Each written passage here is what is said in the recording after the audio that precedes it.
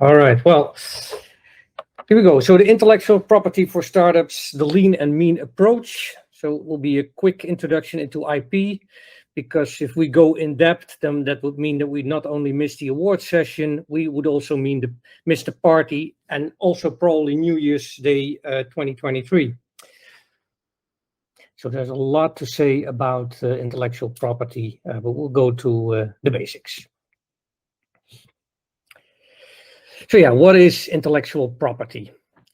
It's protection of creations of the mind. As creator or registrator, depending on the type of IP, you can determine who can use your IP and how. But not always. So an entrepreneur needs to know the types of IP and the most important characteristics.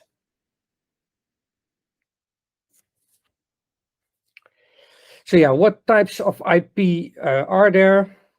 Well, we have patents, which protect a specific technical solutions.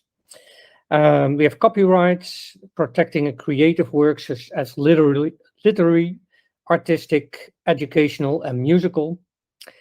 We have industrial design rights, protecting the visual design of an object. We have plant breeders' rights. This is for protecting the breeder of a new variety of a plant. We have trademarks, which protect the design, sign, or expression specific to a product or services. Trade names, protecting the name of a business. Trade secrets, protecting a formula, practice, process, design, instrument, pattern, or complication of information that can give a competitive edge for a business. So what is a patent? It's protecting a specific technical solution by exercising the right to exclude others from using that technical solution. Well, the procedure of the patent is that the patent, it needs to be filed. And because of that, the technical solution will be public. And protection usually is 20 years from filing date. This differs all across the world, but 20 years is the mean there. Yeah, and what is typical for patents is that it is expensive and it's hard to enforce for a small business. So that's why you always need to ask yourself, do I need a patent? What am I going to do with the patent? Can I enforce it? Is it worthwhile for me? So for a smaller tech firm, constant development and staying ahead of the competition might actually give more protection than getting that patent. So if you have the patent and, well, a company like Apple is breaching your patent, are you going to sue them? Well, you might run out of money before you get to the first deposition. So copyright. A copyright is protecting creative works such as literary, artistic, educational, and musical. And for the tech industry, software is the one that is most important. There's no need to register in most jurisdictions, but you do need to prove your creatorship. The protection term is for 50 to 100 years, starting from the moment the creator or co-creator dies. And in the EU, it's 70 years, actually. So the industrial design rights. It's protecting the visual design of an object. You need to register, but the procedure is much easier than with a patent. A patent can take up to a year easily. And therefore, it's also much more cost consuming, the patent. The protection ranging from 15 to 50 years, depending on jurisdiction. In the EU, it's 25 years. But you also need to realize that the design, even if there's a small change in that, it can be a new design, and then it's not enough to be protected anymore. The trademark and trade name. Now, trademarks are protecting a design, sign, expression specific to a product or services, and the trade name is protecting the name of a business. Trademark needs to be registered. A trade name does not need to be registered. Always ask yourself, is it worth it for me to register my trademark or my name? Is that actually, if you have a company name, is that actually the name you're gonna use to do your product? So, for instance, Google, that's not the name of the company. The company name is Alphabet. So probably they have protected that because they have lots of cash lying around. But if you're a small company, it's not worth it to to protect the name of your BV if your service is going to go under another name.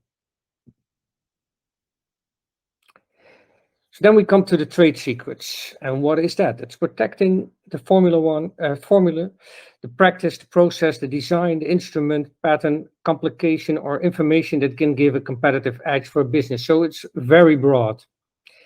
There is no registration needed, but it is all up to you to protect it. Trade secrets can be just about anything that makes you different as an entrepreneur.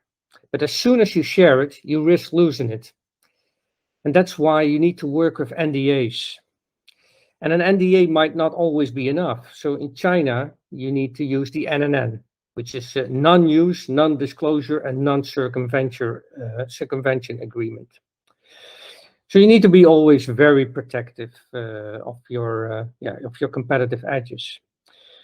Protecting a trade secret should be in the DNA of the company. It should be the first thing to do as an entrepreneur. Have a plan how to protect your future trade secrets.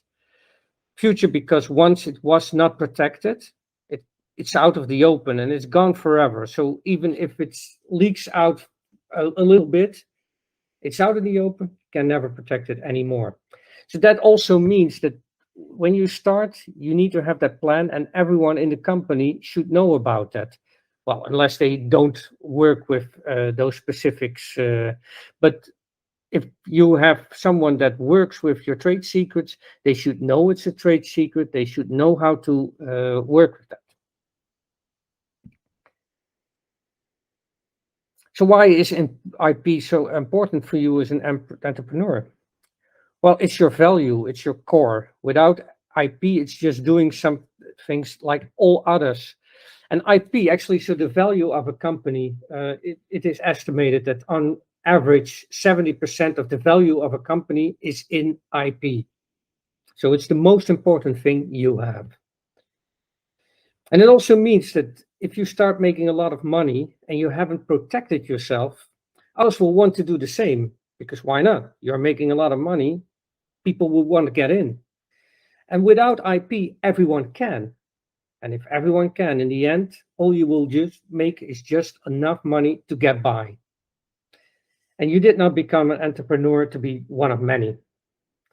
So that also means, so what we talked about before, it also means that sometimes you cannot protect something you are doing, but then you need to be the best at it. You need to develop it as quickly so that people cannot catch up, which is also, being the first, having the name, that kind of helps. Because, well, take something like takeaway. Anyone can make takeaway, but they have the name, they have everything, and everyone goes to takeaway. So if you are going to go with another takeaway and you're building that, you won't have the customers, so the restaurants won't do business with you. So that's another way to work.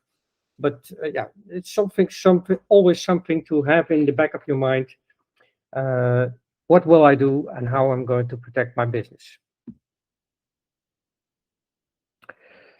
Well, we took Coca-Cola here as an example of IP, because it's actually a perfect example of how important IP rights are and how important it is to make the right choices from the get-go. Everyone knows Coca-Cola instantly. You know the bottle. It has a specific shape, and it is an industrial design right. But it is also protected by a trademark. And why did they do that? Well, they have a better protection with that. The logo, also, everyone knows the specific graphic representation of the name. It is, of course, also protected by a trademark. And Coca-Cola actually has a third trademark. And this is extremely rare, but it is the ribbon. Underneath the Coca-Cola, you have that ribbon that's there. Once again, you cannot use that. And everyone knows it. If you see it without the name, everyone in the whole world knows it. Well, the brand name, it's, of course, according to Forbes, its brand name is worth almost $65 billion. Only 5 other brand names are worth more. And they are all tech companies, by the way. Well, then there's the recipe. And the recipe, you can patent that. And the choice not to patent it is why Coca-Cola is so successful. Because it is 130 years old. And if they had chosen to go for a patent, everyone would know the recipe because it's out in the open.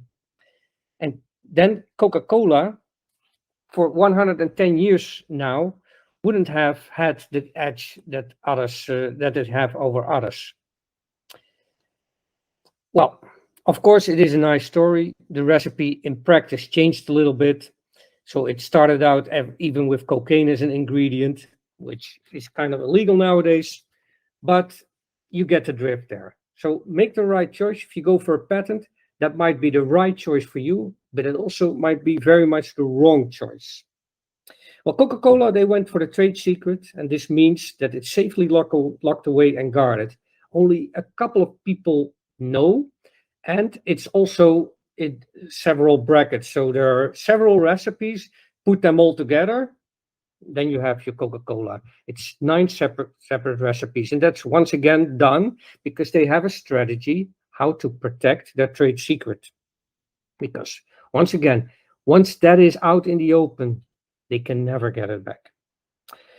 So Coca-Cola is a perfect example to show how important it is to choose the right IP strategy and to think about this from the start. Well, and here we are at the Q&A.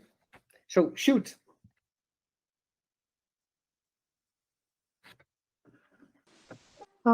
Yeah, that was quite interesting and short presentation. Yeah, so you mentioned about industrial design rights, and is that equivalent, or is it similar to design patent?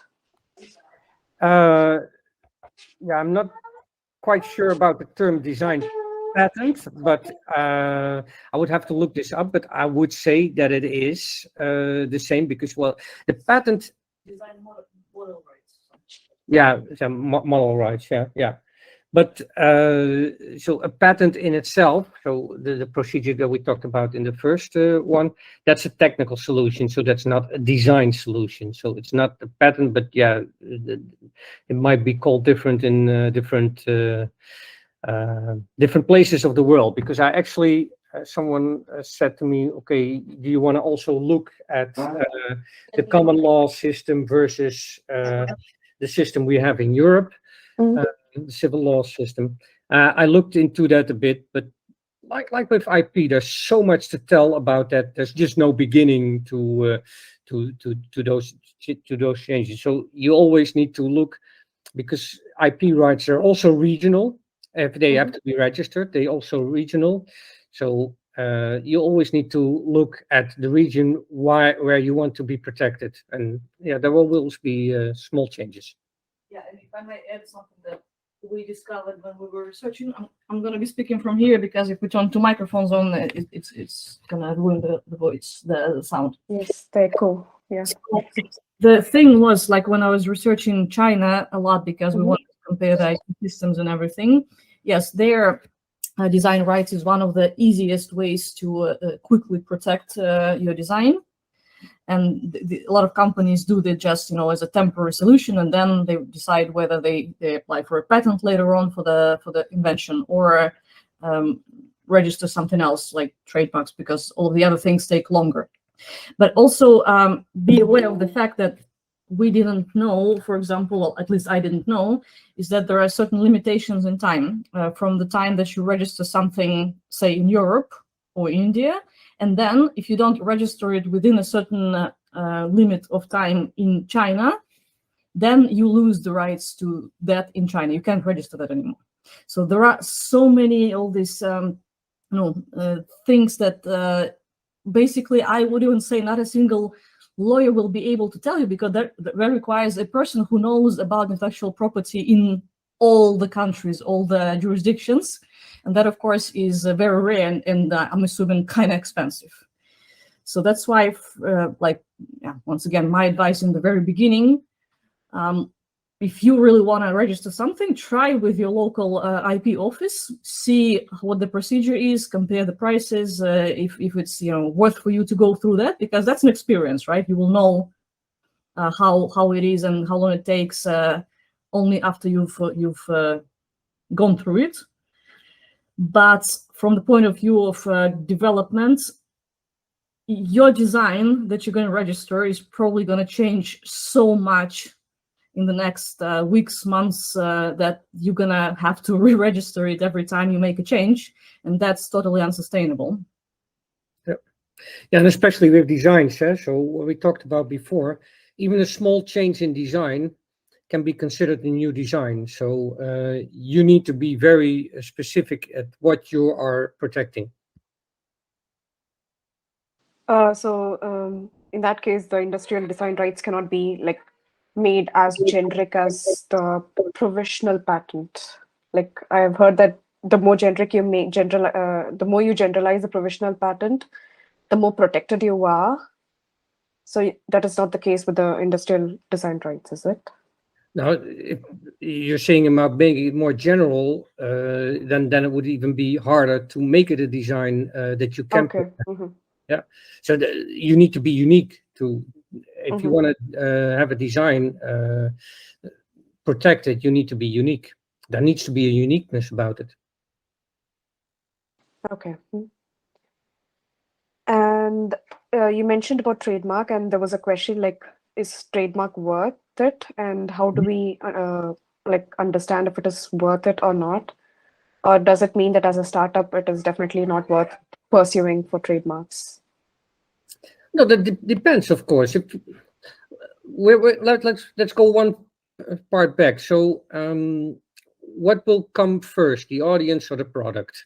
We've discussed this a couple of times. We feel very strongly that the audience is more important than the product. So, if you have a product and you need to find your audience, that's much harder than if you have the audience and you need to have the product for them later on. So if you are building your audience and you see that your audience is already growing and there's a lot of people waiting for the product, of course it might be very worthwhile to do it at that moment. Just think to yourself, if I'm a third party and I see what I am doing, would I copy myself or would I be unique?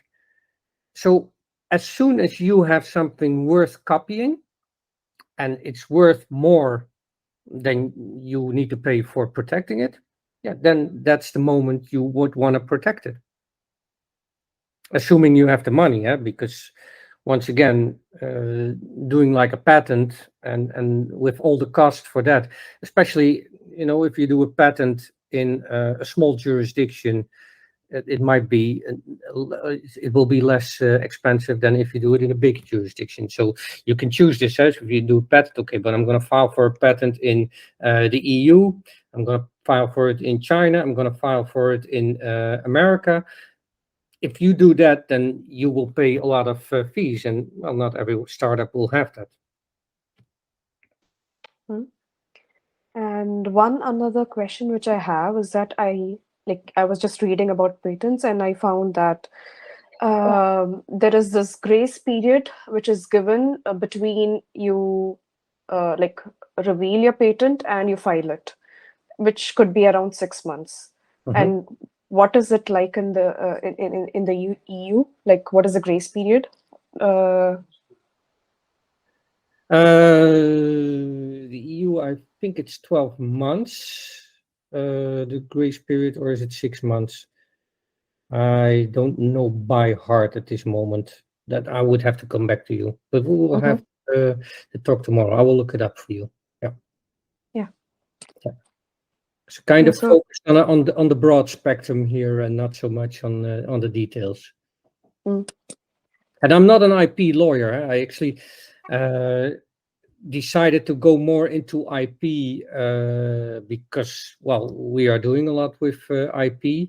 But the thing is, so usually if you're a lawyer, you have these introduction books which are like this high, and then you have one for IP, and it's like this. And it's ridiculous. So all the things, and it's for all the jurisdictions, it's just a little bit different. Yeah, you need to be very much a specialist to know that, and even specialists like Violetta is saying, they really don't know for every jurisdiction. It's impossible.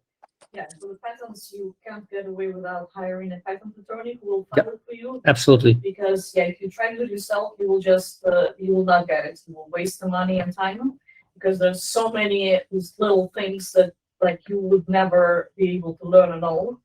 And of course, the patent attorneys, well, that's money. That's why in the very beginning, I think the best thing you can do is actually keep your intellectual property as a trade secret. Yep. And until you have enough money to think about a patent, or until you have an investor who says you need to get a patent, otherwise I don't invest into you. Yeah, investors, they like patents. Yeah, because that's what I've seen on Shark Tanks. They ask that as a question. Yes, well, that's great. So, but then also, once again, you keep it as a trade secret.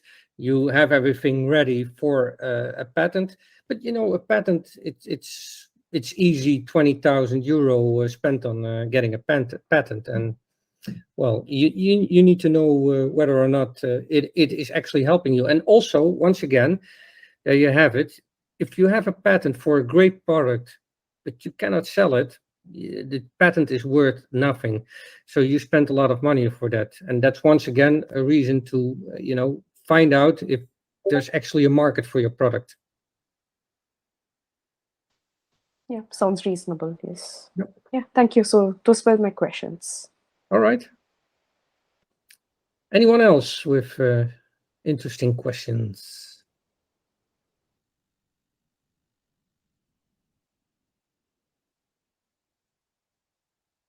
I must have been very clear. Yeah, that's probably it. This topic is quite fuzzy, I should admit. So yeah.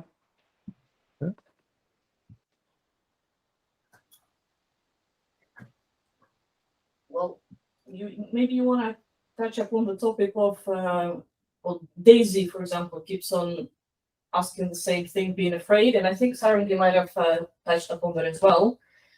The fear of sharing your ideas online. Yesterday during the wine session, that came up again, and I'm trying, of course, to explain that there's absolutely like almost zero chance that someone is going to steal your idea, because ideas are not really that important.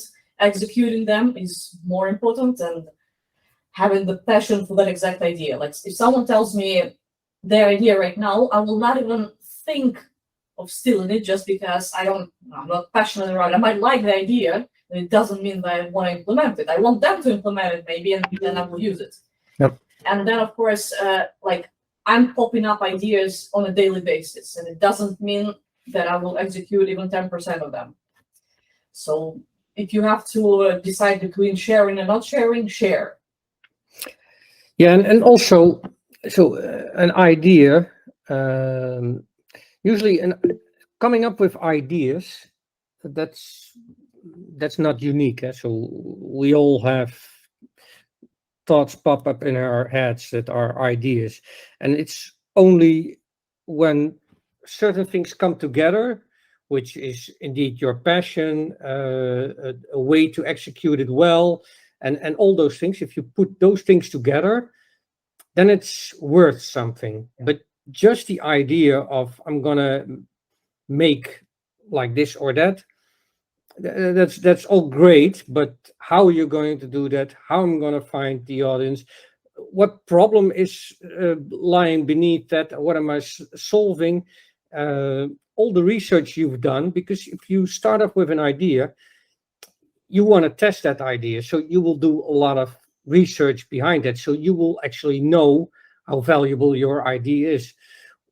Whereas someone else hearing your idea will think to themselves, maybe, well, meh, or they will think to themselves, oh, it's a great idea, but they won't do much with it. They can't do much with it because it needs all the other ingredients to actually make it into a successful business. Because being an entrepreneur, it's a skill. Huh? It's not, most people, if you hand them all the tools and everything, then still they won't succeed, because for an entrepreneur you need to be a certain person. So indeed, I wouldn't be too afraid with that, but always think to yourself, is there something unique about me executing this, and keep that uniqueness away, because that might be a trade secret. Yeah. Sarangi, you Yeah, so this is very particular to my case because mine is mostly an electronics and hardware product. Mhm. And like I've gone through an episode on how Kickstarter projects were unsuccessful because of knockoffs, because there are a few countries who are very quick at just copying the electronics and the hardware part and getting into the market quite soon. So in that case, how do we take care that we don't fall into that trap? Well, if it's, when I say that from the entrepreneur perspective, if it's Yeah. that easy to copy what you're doing, you're not building a business that will be defendable, and you will not be investable. Yeah, it might sound tough, but yeah, if it's that easy to copy, investors will not come. They will say no, thank you, because of course they don't want to put all the money into you, and then 5 weeks later someone else will produce the same thing.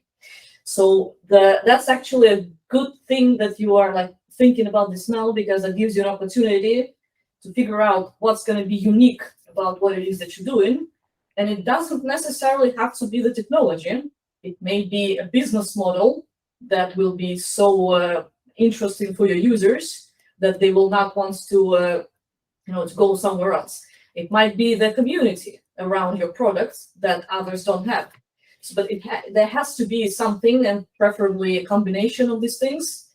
And of course, you can't come up with them immediately, but like pay attention to what it is that is the biggest value in what you're doing to your users. Not necessarily the tech, like I said. It might be the tech, but it might not be.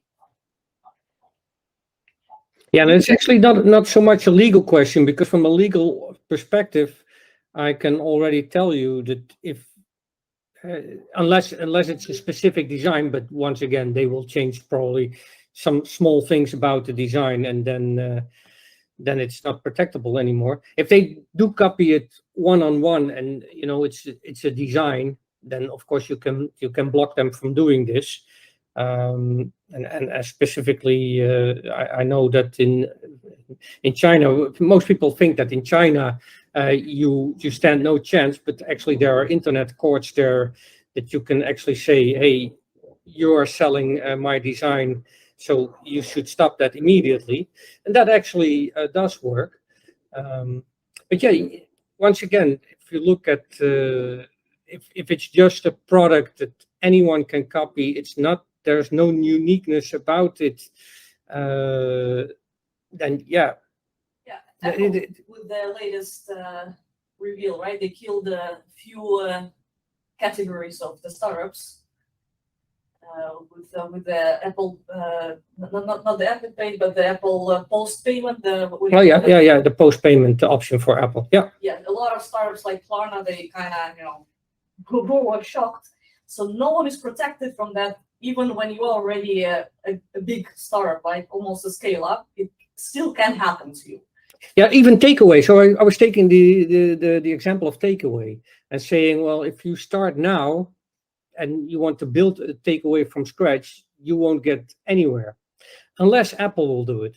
If Apple says we're going to have that in our software, then there will be no more takeaway. Well, okay, you have only the Apple users, but still Google will do something similar, and then you have almost everyone. If will be a button on every iPhone and every Google phone that you can order food wherever you are, and it looks through GPS data, okay, you are here, do you want to order here? Yeah, that might kill takeaway pretty easily. So also that is something to think. If your idea is, if there's not a uniqueness about it, yeah, then you might be in trouble if a big company starts to doing the same. One of the things that I heard someone say, and I kind of resonated with how I'm thinking as well, is in order to protect your intellectual property, you just have to innovate faster than your competitors.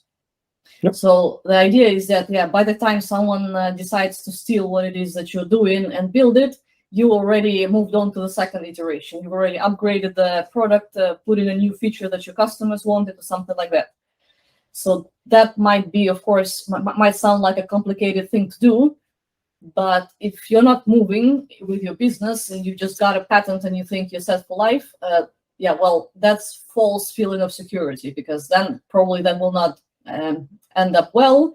You might hear that someone has been infringing your patent after a few years, because it's not as easy for you to figure out that someone's been doing that, unless you're actively spending a lot of time on searching for that online.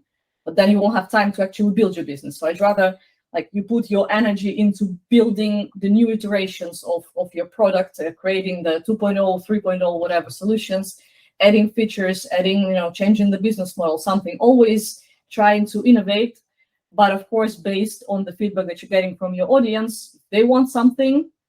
So not like Instagram. Yeah, not like Instagram. Oh my God, they rolled back the stupid feature that they introduced because everyone hated it. So we're back to the previous version. Oh my God, that's the best day of Instagram. Yeah, don't do what Instagram does. So always moving, always changing, always making your audience happy, building the community.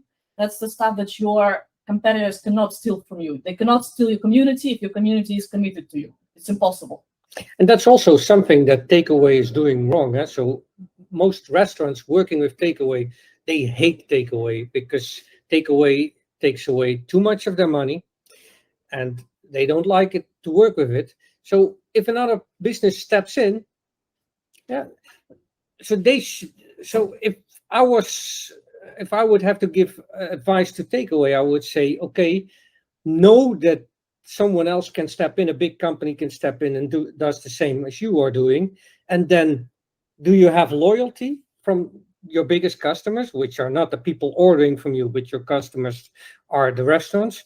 So basically, are they loyal to you, or would they jump at every other chance they get to get away from you? And that's, I think, the case with takeaway from what I'm hearing in the market. And that's not smart.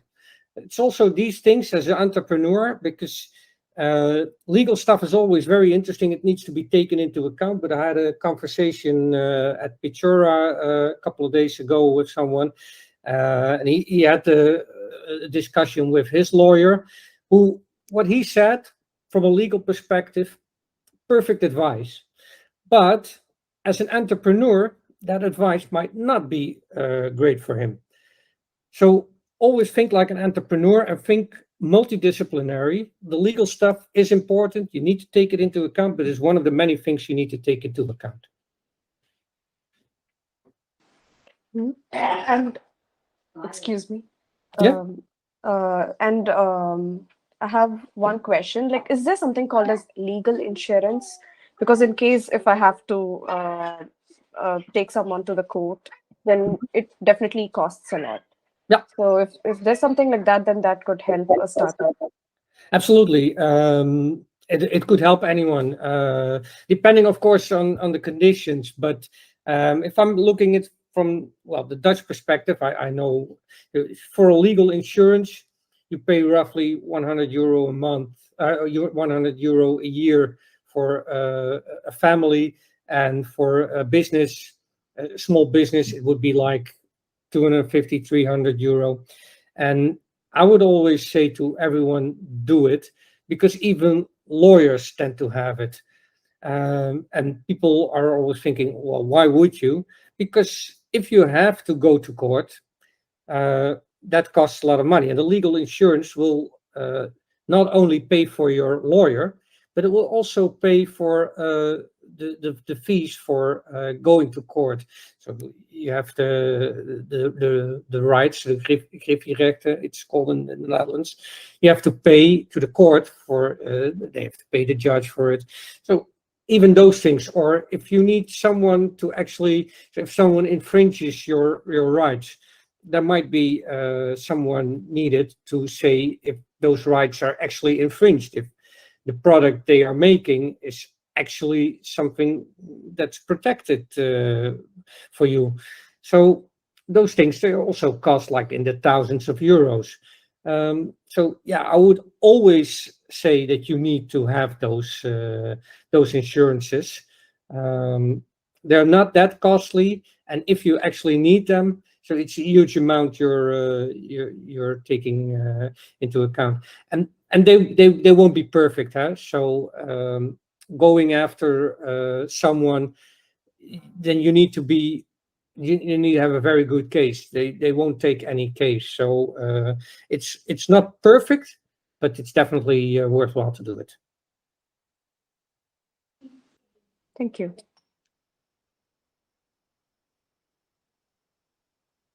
And yeah, sorry, I'm asking all the questions. So yeah, it's Great.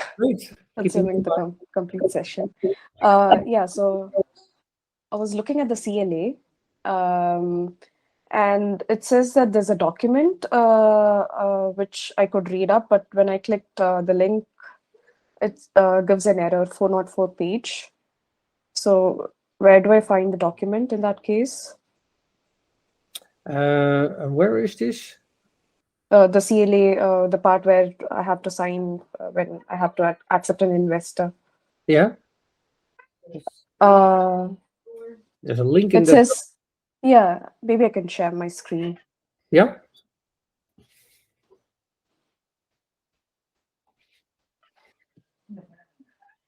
Yeah, just let me know once you can Yeah. see. Seeing it? Yeah. So here, when I look at it, it says that open this particular presentation in FMS Wiki, and when I click onto this link, it says. All right. Yeah, we will fix this, but for now, if you go to Skill Lab. Yeah. Okay, Skill Lab.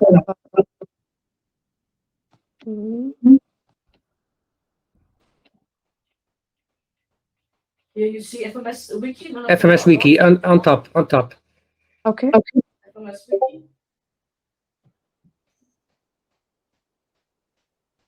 And go down a bit. It should be somewhere on the list. Yeah, legal mumbo jumbo. Okay. Legal library. Yeah, that's it. Yeah, because it was all gibberish for me. So I think I need some document to go through before. Okay. Yeah. Well, thank you for letting us know. So, yeah, I was already thinking. I did not put a link in that agreement.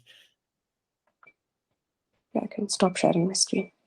Yeah. And I was confused to read that it was a convertible loan agreement when I was discussing about percentage of equity in return for money, because loan is something that you are expected to repay, and equity is something that you pay out your profits. So yeah, that's why it's convertible. So what you're doing is it's a loan to start with, and then it's converted into equity on a later date. And why is this? Why not give out equity immediately? Well, the reason behind this is that at the moment you are signing the CLA, your equity is worth not a lot. Let's just say, or less than it would be in a couple of years if everything goes well. So if let's say you're getting 100,000 euro, but your company at that moment is worth 10,000 euro, then to get that 100,000 euro, you would have to give out 10 times of your company. So that really doesn't work. Or even if it's worth at that moment 200,000, you have to give away half of your company. You don't want to do that. So that's why you take a certain amount of time, and in that time, the value of the company should be a lot higher. So then maybe it's worth, let's say 5 million. So then that 100,000 is a lot less of your equity, and that might be a percentage you are willing to give away. So that's the reason why the convertible loan exists.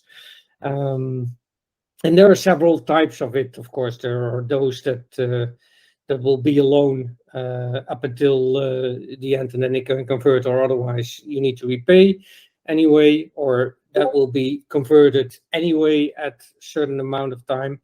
You can play with those things, of course, but the one you're seeing in the game is pretty general.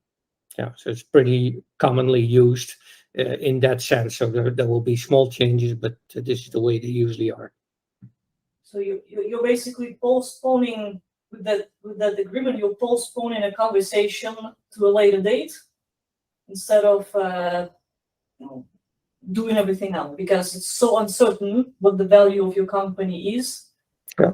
That it's a risk both for the investor and for you, because the investor might put too much into your company and they don't want to do that, and you might sell a bigger chunk of your company for less money that you would do. So you're both signing this agreement to basically agree that at a certain point in time you will come back to the discussion.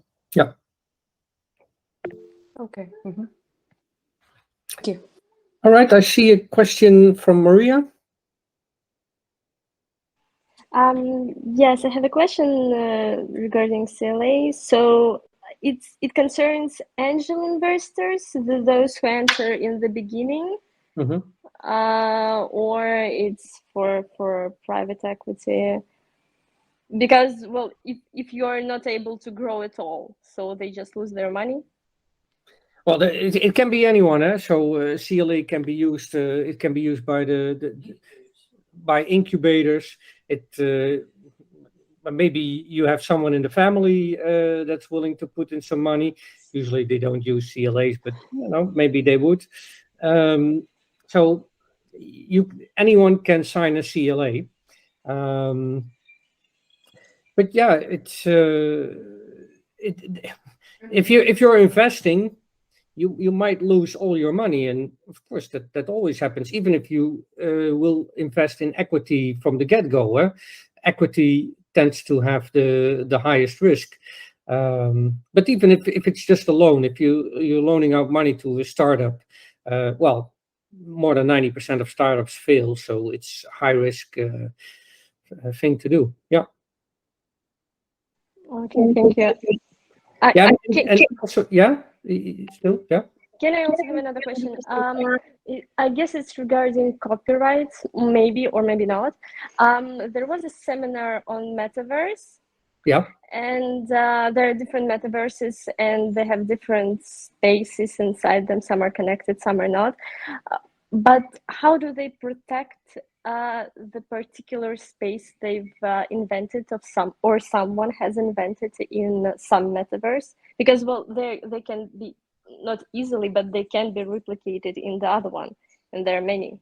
So do they protect them at all, or it's just well, we have our clients who come to our space and they have theirs? But what are they copying? The environment, I guess, the idea. Yeah, ideas. How are you going to protect them if they are copying?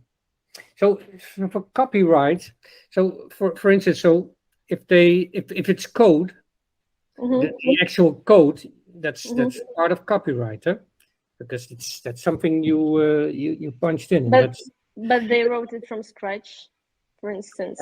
Yeah, if that's what they did, so if they coded from the beginning, that's protected by copyright. But if they go into a metaverse and they see some elements and they say, well, that's interesting, those elements, we're going to do these elements as well, unless they are copying the design one-on-one, because then that's the design rights. Shouldn't we actually turn it into a commercial pause and advertise what Katrin is doing? At least that's so our main company, the not Female Switch, but the legal tech one, got started actually from that very problem, the protection of intellectual property of digital assets, right? Something that is easy to copy paste, like a 3D design.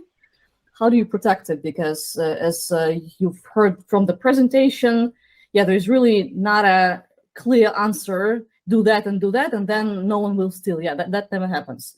So what we've actually created is a way to protect, to register, let's say, register copyright, ownership, and authorship of 3D designs. Well, 2D are also possible, but we started with 3D. So if, for example, if we look at the metaverse from the point of view that is a collection of different 3D designs, then what we're doing with CutChain, and I can send you a link so you can take a look at, for example, the solution that we created for Blender, the open source 3D software for creators, that you can actually register, preventively register ownership and authorship of each 3D design, just so that in case someone copies that, you actually have proof that you were the first, and then it's easier for you to prove that you came up with it first and you are the author. I'm not saying that it's going to be 100% possible for you to like go to court and win that, but it's going to make your life a lot easier because you will have evidence of owning that before they started building that. Okay, thank you very much. I would love to see the link. Thank you. So they're practically right now they're unprotected. So they create things, and if they're copied or some elements, if they're not copied, if they're not copied exactly, then they're just not protected at all. Depends. So yeah, there's always a gray area there, huh? But yeah, in general, changing something slightly might mean that it's not protected anymore. It depends. There's no. If you go to court, there are certain things that you can say, okay, that's a one-on-one copy, definitely will be protected, or you can say, well, doesn't need to go to court because we can immediately see that there's so much change in there, it won't be protected at all. And there's this gray area. Okay, that might be not enough changed, or so that's up to the court then. But yeah, it's a specific question in the sense that I would need to actually have a good example of what was actually copied to say, okay, then there might be a legal problem and that they might not have a legal problem. But in essence, so what I said, so if someone is going to the metaverse and sees some elements there that he thinks, okay, I want to design some elements of that as well. Well, look at it like, so an architect. So an architect, you cannot copy a building. So that's not allowed. But then if someone else walks past that building and sees an element with, some typical windows next to each other in a certain way, like maybe up, down, and something like that, it says, okay, I like that. And he does that slightly differently, that might not be a problem. So he can be inspired by it. You cannot copy it, but you can be inspired by it. So I think that's maybe the best way to tell you what is allowed and what is not. Okay, thank you very much. Thank you. Yeah, I'll put the link in the chat. So for those who want to check out our proposition for Blender, we're just getting started with that, and that's free. So nothing to lose there. All right. Well, we're almost through our hour, so maybe some last question, or we are going to stop the recording.